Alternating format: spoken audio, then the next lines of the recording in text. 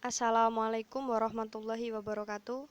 Saya Putri Ambarwati, kelas 11 IPA 5, nomor absen 29. Di sini saya akan mempresentasikan mengenai bab fluida statis. Ada 3 subbab yang saya bahas di sini.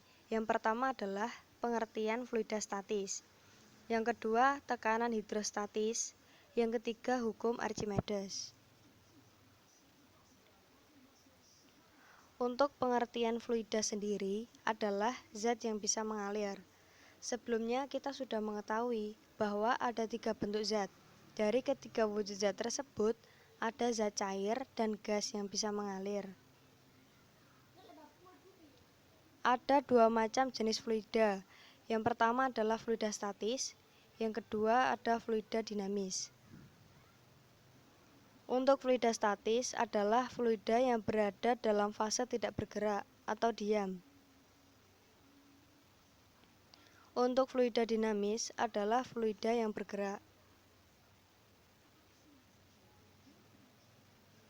Besaran pada fluida statis. Ada 5 jenis besaran.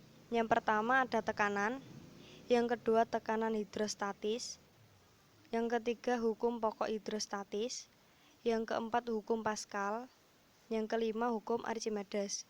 Yang saya bahas di sini hanya tekanan hidrostatis dan hukum Archimedes. Tekanan hidrostatis.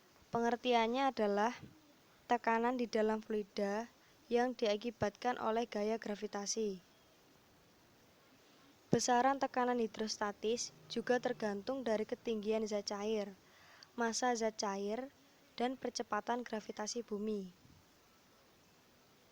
Rumus tekanan hidrostatis sebagai berikut. pH sama dengan Rho kali G kali delta H. Dengan keterangan pH sama dengan tekanan hidrostatis dengan satuan N per meter kuadrat, Rho sama dengan massa jenis air dengan satuan kilogram per meter kubik, G sama dengan gaya gravitasi dengan satuan meter per sekon kuadrat, delta H sama dengan selisih ketinggian dengan satuan meter.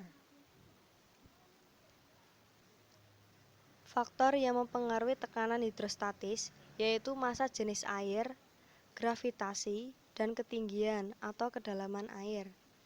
Jadi, tekanan diakibatkan oleh gaya yang ada pada zat cair terhadap suatu luas bidang pada kedalaman tertentu. Hukum Archimedes.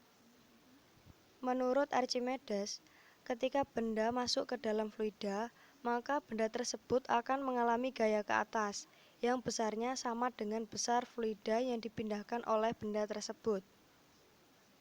Dari hukum tersebut, maka Archimedes menemukan persamaan seperti berikut.